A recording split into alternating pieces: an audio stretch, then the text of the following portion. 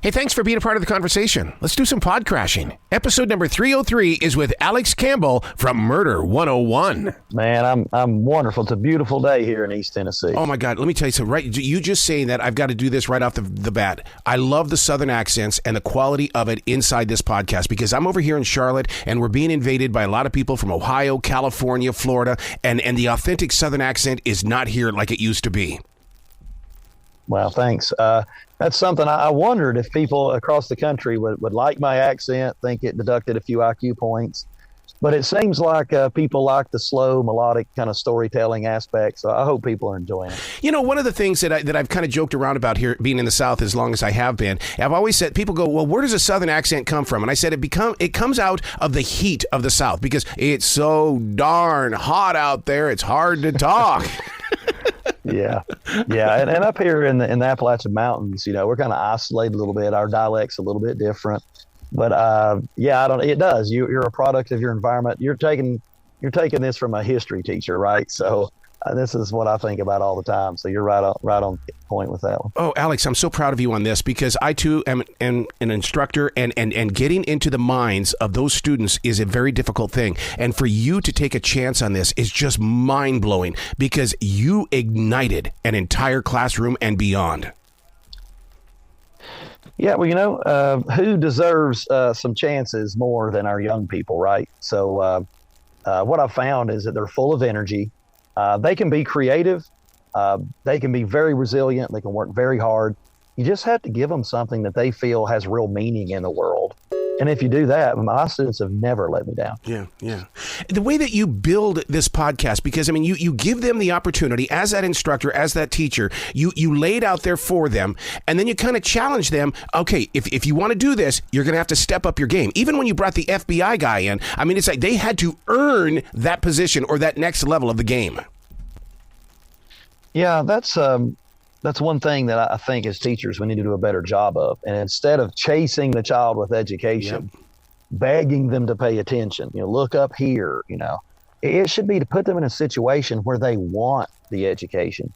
And that was really one of the greatest experiences of my life. Every day I came in and students said, how do we know why this guy didn't like women or what happened in his family? Or how do why do these women, why haven't they been identified? Like, why isn't their family looking for them? And I basically said, oh, you want me to teach you about sociology? And they said, yes, we have to know this to do our work. So they were pursuing the education, and that's a great position to be in as a teacher. Everybody knows somebody who has red hair. And I'll tell you what, man, when the very moment you started talking about this in the first episode, all of a sudden I'm going, was one of my friends, was an uncle, I mean, an aunt, anybody involved in this when it was taking place in the South? Because you're sitting there going, I haven't seen them in years. What could they be? Yeah, and, you know, that was something interesting about the case, which, of course, were called the redhead murders, is that not all were redheaded, but many of them were, or reddish hair. Yeah. And it's a very intriguing, you know, little thing that should attract a lot of attention, but for some reason, for the last 30 years, had been mostly just forgotten. Yeah.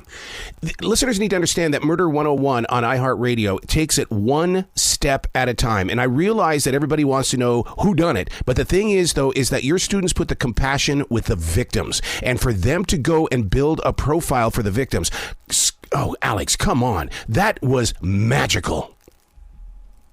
Yeah, I mean, that's all we had in the beginning was the victims. We had no suspects. We had no access to any of the police files. It was just what we knew of the victims. And so the profiler taught us that actually by looking at the victims, you can learn about everything you need to know about your suspect. And so, you know, that was it at first, gathering the information and examining each one. But what happened throughout the course of the semester was that the students really began to empathize with these women. Yeah. And they even began to call them their sick sisters. And that might be what I'm proudest of. You know, one of the things that you put out there for people to understand, first of all, this is pure journalism. What you're doing is exactly what journalism is supposed to be doing. This is not an episode of 60 Minutes or CBS Sunday Morning. You lay it out per episode, and as a listener, we get to ride along with you, but we also get to try to figure it out with you. Yeah, thank you for that. Like, you know, KT Studios and their production team has been great. Like the long form podcast is exactly how this story needed to be told. And there were other people and and other ways that, we're interested in this story, but you can't do it in 42 minutes. No. You really can't. You can't combine like 40 years of history researched over 6 years by like almost 50 students, that you're looking at 14 different victims and 6 or 7 that are probably related. Like, that just takes some time. And so I like this way. I think it's the perfect way to tell this story. One of the most haunting things in this podcast, Alex, was when the students started doing the profile of each person, because as a listener, I didn't know who they were, but I kept hearing about them. But the very second that they started doing one after another, you get this chill in your body. Yeah, that was something that I was curious about. It's kind of long. There's so many victims. And, that took some time to go through.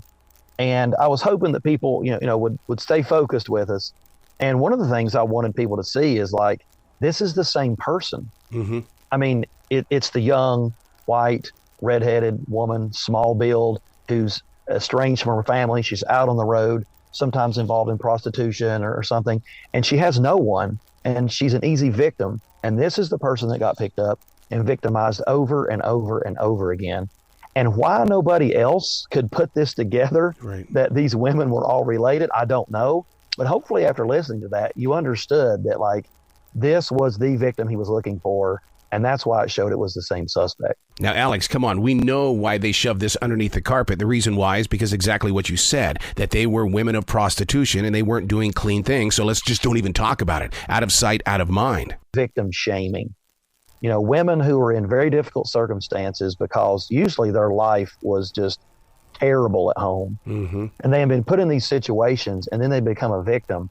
But it seemed like in the media, they just drug these women through the mud. They asked for it. They should have known better. What did they think was going to happen? Oh, she had a really long, criminal history of drugs or prostitution.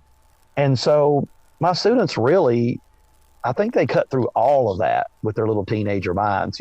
Teenagers know what it's like to be put down and discredited and blamed for things. And they didn't really buy into that. They really wanted to be an advocate for the women. Yeah. Shane Walters is mentioned in this. And listeners need to understand that Shane played a big role in this. But you guys take Shane's words and you grow beyond something that a journalist put out there. Yeah, so Shane Waters, he was the only one looking at these cases other than us. And we found each other on Facebook. And he was, he's very supportive. And what he did was he actually amplified the work of the students. He came down, he covered their profile in the podcast. He put the profile out there. He let students speak on his podcast. And, because of all the attention that it got through Shane, and of course, that's actually how the first woman was identified, was that she was listening to the podcast that featured the students talking about this profile, talking about these victims. And she noticed that victim we were talking about matched up with a woman she had seen that had gone missing recently on a website she was looking at. And so she was able to give the tip to Shane. He provided that to law enforcement, and we got the first break on the case in almost 35 years. Oh my God. See, it's stuff like this that really fascinates me. To me, it's like the seed becomes the tree becomes the leaves, it becomes the paper that the author or the journalist writes on. And it's almost every bit of this has played out. You, with your passion for true crime, bring this to your students. Your students, I can't imagine what they're going to be doing in their everyday life from this point forward. Lives are being affected because you took a chance. Yeah. But we've got to do that, right? I don't think anybody says there's not enough problems in the world. There's so many problems out there, right? And let's let the kids be turned loose and just give them a chance. I mean, what if they don't solve the problem? Well, nobody else has solved it yet either. But what if they do? And that's the question. Instead of worrying about the negative, what if they don't? Let's just give them the chance and say, but what if they do? One of the most important parts of this journey, I love the way that you come out and you say, well, we've got to have a good title here in the way of identifying what this case is. And you guys broke it down and came up with the best title. Well, it's funny because they had just identified the Golden State Killer. And one of the things that happened in the Golden State Killer case was that, one lady got really interested. And she took this terrible name, East Area Rapist and Original Night Stalker, the Erons, and said, nobody's going to pay attention to the Erons. Right. And she gave him a more a title which actually fit better and actually kind of lets you understand the gravity of who he was, the Golden State Killer. And eventually you had a prosecutor who ran on figuring out who the Golden State Killer was, and wouldn't you know, they actually did it. So we wanted to find a good name that would be picked up by media. People would notice it, because the problem with the cases was that nobody had noticed them in 30 years. And one of the things that you identify, and you keep bringing it up, was Highway 75 as well as Highway 40. Now, here in the Carolinas, I-40 is a huge part of our breath. And so to and then to see how you actually, some of the profilers were in Virginia. I mean, my God, that whole, you took a picture. It wasn't just right there in Tennessee. You took a picture of the entire southern region. Yeah, because what you had was a highly mobile suspect. And eventually we find out who this is, and he's traveling between Illinois, Tennessee, and Texas. So some of these victims were just right across the line in Mississippi or Arkansas, or Kentucky or wherever. So we really couldn't just keep it to Tennessee. We had to really think like a long-distance trucker. Yeah. Like, I don't think they even think of state lines. They think more of highways and routes, and that's the way the students had to think about it. It scares me that when you guys identified it as a trucker, first of all, I was sitting in the front seat of the car and I went, of course. But my real father was a trucker, and it made me think of my real father, because these guys have personal lives. We don't know about the wives that are at home, but yet they could be out there being killers on the road. Yeah, that's the one thing about our suspect was that, everybody said he was the nicest guy. He would give you the shirt off his back. But when you're out on the interstate and you're away from your family, that's who you really are, right? When you can be your own person. And of course, one of the greatest parts of the podcast is we found the only victim that survived him. Oh my God. She had not given her story. It had been over 40 years. She eventually agreed to tell her story through our podcast. And I told her, you're probably the only person alive who ever saw him for who he truly was. Alex, there's got to be people reaching out to you in the way of, that you guys worked this out, you planned it out, you gave to the future. Even my own mother-in-law was murdered, and we have no idea who it was. And it's like, I just want to come to you and say, can we work together, your students, and let's try to figure this. Plus, it also gives me an opportunity to learn what you did, how you profiled, how you got people connected, so that maybe we can start something.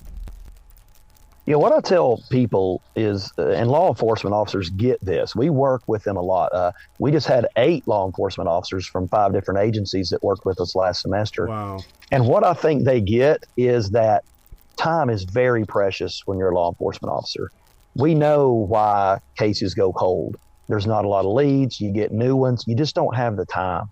But think about students. We've got 25 students in a classroom. They have 90 minutes a day, every single day. Multiply that times 25 and think about the amount of work that the students can do. Now, maybe they don't have some of the knowledges and skills that you have, but just that amount of work that it takes to read and look and investigate to find that one little thing that changes the case, that's where the students really excel. Let me ask you a question. From one instructor to another instructor, there's always that one student that sits in the back row that is very quiet, never participates.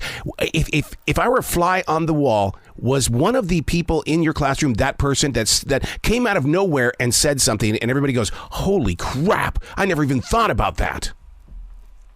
Yeah, we had, it happened a lot. And there were people at the press conference. I said, look, I want you to think about it.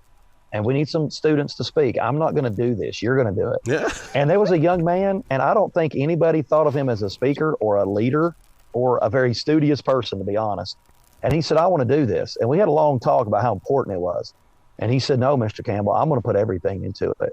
And I remember that boy wore an old rock and roll T-shirt and ripped up jeans every day. But when he came in for that press conference, he had on a suit. That hair was pulled back in a ponytail. And you could just see how much it meant to them. Dude, how did you hold the tears in? Come on, you had to have lost it. I'm on tape a few times with a little quiver in my voice. I'm a pretty passionate person. Since I've had kids, I'm a little more emotional than I used to be. But it's like a parent. I couldn't be prouder of these young people and the work they chose to do for people who had been forgotten. And you just see them grow and mature and do amazing work. And that's how teachers get paid. It really is. I mean, I have a payday once a month, but being in the classroom and seeing these students, like, you can't put a price on that. Do you find yourself growing beyond the podcast and turning this into a television show of some sort? Oh, wow. I don't know, really. If you think about it, I didn't even think it would get this far. Like, I'm talking to some guy on the other side of the country.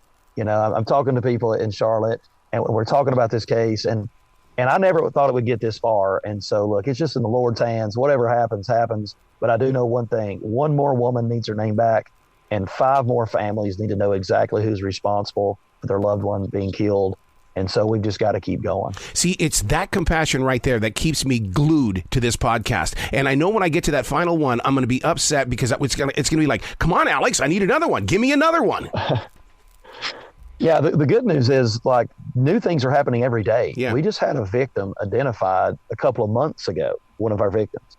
And I've just made contact with her family, and there's really nothing on her, but her story is amazing. And so, look, we're just finding more stuff all the time. This podcast is bringing in more tips. We're finding things we never knew existed. We're finding newspaper articles you can't find online because people are hearing it and wanting to help. So there is going to be new stuff happening all the time. I guarantee it. And who knows? Maybe we'll have an a season 2 before long. And you know what's going to happen here, Alex, is that people save their news stories in boxes that are tucked in the attic or underneath their bed. And the more and more that this gets out there, people are going to be bringing those stories to you. Yeah, we actually found out about a murder, which could match this one. I mean, everything seems very similar about it. And actually, the victim had kept this because, of course, after she became a victim, she wanted to know more about it, and she kept up with it. So she actually shared it with me. And when I contacted the sheriff's department, they weren't even aware that they had that murder and have no idea where the body is. So there's just so much work that needs to be done. Where do you find the time to do other things in class, or is this 100% your only thing in the classroom? So there's different ways of doing projects, but the way I do it is project-based learning. So we're doing the project. That's what we're doing this semester. But, I'm teaching the skills and the knowledges they need from sociology so they can do the project. So some people kind of lose sight. They're like, are you doing a project or are you teaching, like, the standards? I'm doing both, right? Because you have to have that knowledge to do the work. The only difference is the students understand why, when, and where they need the knowledge. They ask me for it, and then I give it to them, and then they immediately apply it. See, that's what I do as an instructor, is that I will show them what the tools are, but they've got to go into the broadcasting studio and do it themselves, because I don't want an arrow clone. I want them to find their own skill. Yeah, and that's the thing is, as a teacher, I design the instruction. I figure out maybe what I want to talk about or what they need support with, or who do I need to bring in, or what activity we do next. But really, it's going to take on a life of its own, depending on the students. And you can never exactly predict what's going to be learned. I mean, I can predict what I teach, but you can never predict what you learn. And the students always learn more than I ever expected. Oh, my God. I am so proud of you, Alex. You've got to come back to this show anytime in the future. The door is always going to be open for you. All right. I could sometime tell you the story about the next semester when we got a woman out of prison who was serving 25 to life. But maybe that's a different conversation. Oh, I can't wait. I can't wait. And don't lose that accent, because, John Boy and Billy have kept their Southern accent, and they've done a lot of great things here in the South. So don't lose that accent. I don't think I could ever lose this accent. So I appreciate that. All right, man. You be brilliant today, okay? Thank you, sir.